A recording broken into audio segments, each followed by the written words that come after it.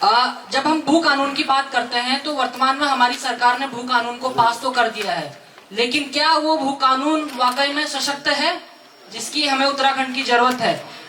तो इसमें मेरे कुछ विपक्ष के साथी इससे पहले कह रहे थे कि उनमें 2 जिलों को क्यों छोड़ा, 13-11 जिलों में ही लागू किया। उनको मैं बताना चाहता हूं कि जो असल में भू कानून जिस पहाड़ को बचाने की, जिन जमीनों को बचाने की बात कर रहे हैं, उत्तराखंड की जिन जमीनों को बचाने की बात कर रहे हैं, असल में सबसे ज्यादा मार वही पहाड़ झेल रहा है।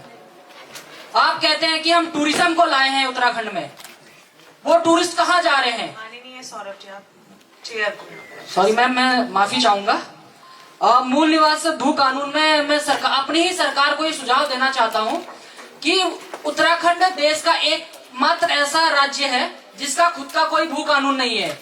हम समय समय पर हम इससे पहले जो हमारा जिस राज्य से हम अलग होकर बने हैं उत्तर प्रदेश, उसी का एक एक्ट है यूपी ZALR एक्ट 1950, उसी में संशोधन करके हम उस एक्ट को ही चला रहे हैं। और दूसरा एक्ट है कूजा एक्ट, जिसका नाम आपने सुना होगा, Kumaon and Uttarakhand zamindari evolution act.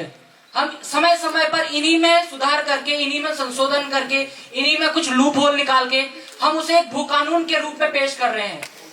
मेरा अपनी सरकार को ये सुझाव है कि उस एक्ट में जो आपने धारा 2 की व्यवस्था की है कि उत्तराखंड में, संपूर्ण उत्तराखंड में भू कानून लागू होगा, लेकिन नगर निगम, नगर क्षेत्र और नगर पंचायतों में जो क्षेत्र आते हैं, जो उनकी सीमाओं के अंदर हैं, उनमें भू कानून लागू नहीं होगा।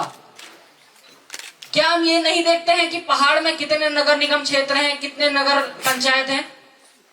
आप उनमें क्यों इन पंचायतों को शामिल नहीं करते हैं? क्यों नगर निगम क्षेत्रों को आपने इनमें बाहर रखा हुआ है? मेरा अपनी सरकार को यही सुझाव है कि आप धारा 2 को जो लूप होल है उसे खत्म कीजिए। अंत में कुछ पंक्तियां हैं, इन्हीं को पेश करना चाहूंगा कि देवभूमि नाम है इसका, देवभूमि नाम है इसका, अपने पहाड़ों से तुम्हें परिचित कराऊं, कभी गढ़वाल तो कभी कुमाऊं ले जाऊं, चलो आओ तुम्हें मैं अपने पहाड़ बुलाऊं, गोपाल बाबू गोस्वामी और नेगीदा के गीत सुनाऊं, गोलू की भूमि और कत्यूरू के जागर के बारे में तुम्हें बताऊं, चलो आओ तुम्हें अपने पहाड़ घुमाऊं। धन्यवाद अध्यक्ष महोदय।